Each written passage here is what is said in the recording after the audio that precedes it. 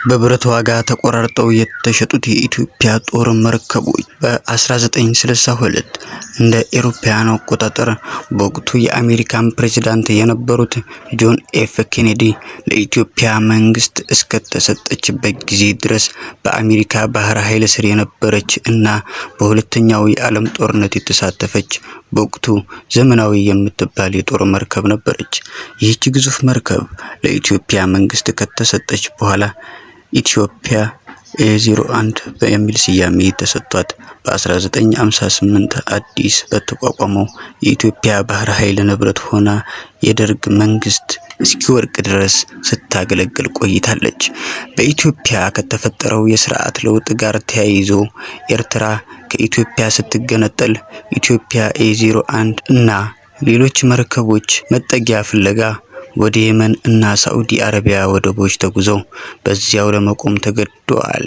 ሆኖም ከዓመታት በኋላ በኢትዮጵያ የባህር ኃይል ታሪክ ግዙፍ የነበረችው ኢትዮጵያ A01 የጦር መርከብ የመጨረሻ ዕጣ ፈንታዋ እንደማያገለግል ዕቃ ተቆራርጦ ብረትነት ተቀይሮ በኪሎ መሸጥ ሆነ። በዚያን ወቅት የኢትዮጵያ ባህር ኃይል 26 ያህል የተለያዩ የባህር ኃይል መርከቦች የነበሩ ሲሆን ብዙዎቹ በየመን በኋላም በጅቡቲ ለዓመታት ቆመው ነበር።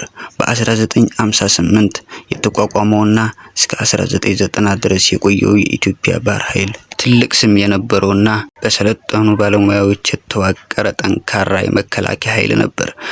3500 የሚሆኑ የውጭ ሀገራት እና በሀገር ውስጥ የሰለጠኑ ባህር ኃይል አባላት ያቀፈው ይህ የቀድሞ የኢትዮጵያ ባህር ኃይል ከቀድሞ ዩጎዝላቪያ ከአሜሪካ፣ ኖርዌይ፣ ስዊድን እና ጀርመን በስጦታና በግዢ የተገኙ የተለያዩ መርከቦች እና ትላልቅ የጦር ጀልባዎች ነበሩ። ባህር ኃይሉ በደርግ ዘመን ከሩሲያ የተገኘውን የካቲት 66 የሚል ስያሜ ያላትን ሚሳኤል ተኳሽ መርከብ ጨምሮ በ26 በላይ የጦር መርከቦች ነበሩት። የቀድሞ የኢትዮጵያ ባህር ኃይል 8 ሚሳኤል ተኳሽ፣ 6 ተምዘግዛጊ ቶርሚዶ ሚሳኤል የታጠቀ ሲሆን ሌሎች የቅኝት፣ የውጊያ፣ የልምምድ እና ተመሳሳይ ጉዳዮች የሚያገለግሉ የጦር መርከቦች ነበሩት። ከነበሩት መርከቦች መካከል ደግሞ ኢትዮጵያ A01 ትልቋ ነበረች። ይህች ንብረቷ የአሜሪካን የነበረ እና በሁለተኛው የዓለም ጦርነት ተሳትፋ ትልቅ ዝና ያገኘችው መርከብ በ1962 አሜሪካን መንግስት ለኢትዮጵያ ስጦታ ተበረከተች። ኢትዮጵያ በወቅቱ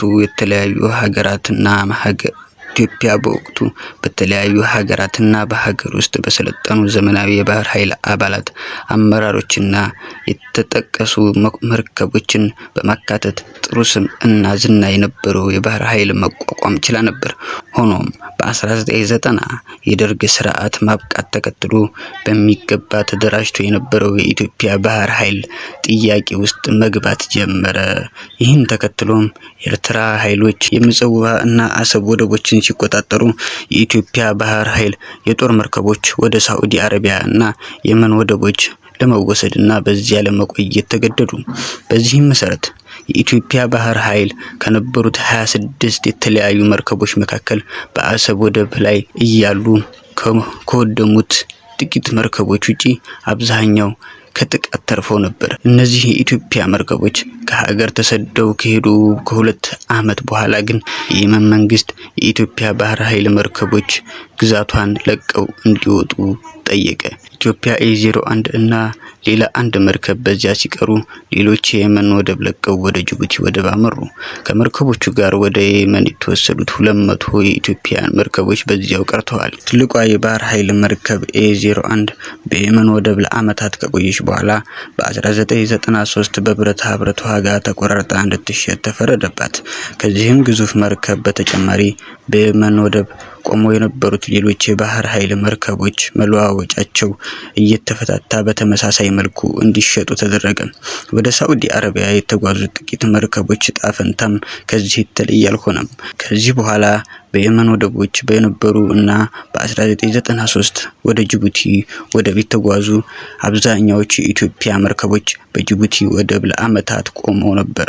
ሆኖም የጅቡቲ መንግስት መርከቦቹን ለዓመታት የቆሙበትን የወደብ ኪራይ የሚከፍልልኝ አጥቻለሁ በማለት በ1996 በዚያ ቆመው የነበሩት የኢትዮጵያ ባህር ኃይል ጦር መርከቦች ለመሸጥ እንደተወሰነ በይፋ አስታውቆ መርከቦቹን እና የባህር ኃይል ጀልባዎቹን ለመሸጥ ጨረታ አወጣ።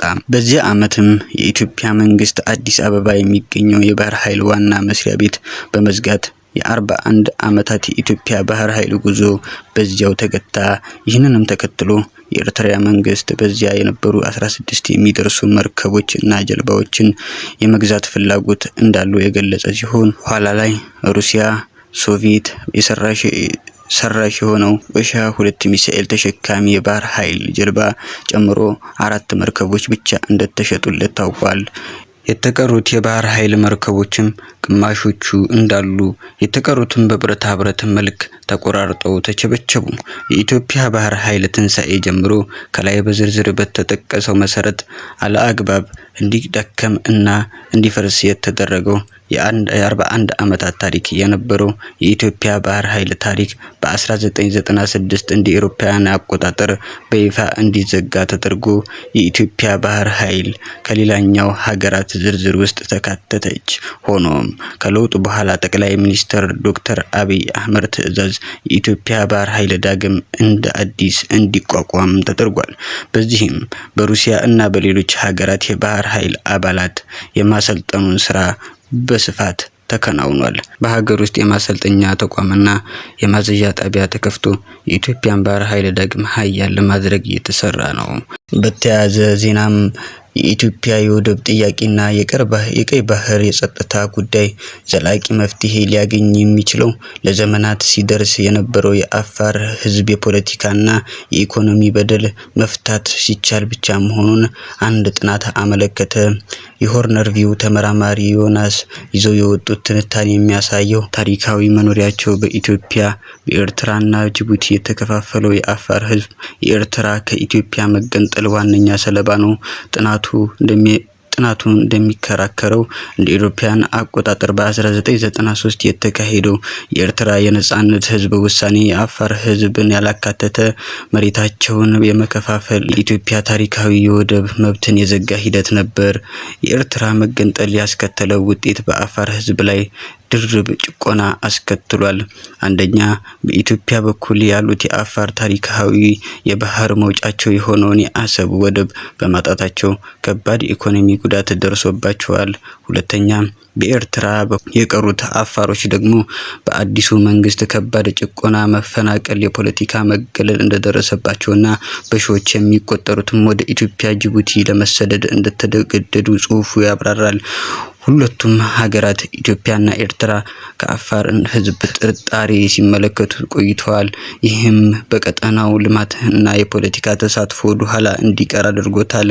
ትንታኔው እንደሚያስገነዝበው የኢትዮጵያ አስተማማኝ ዘላቂ የባህር መተላለፊያ ለማግኘት የምታደርገው ጥረት ሊሳካ የሚችለው የአፋርን ህዝብ ማዕከል ያደረገ ፖሊሲ ስትከተል ብቻ ነው።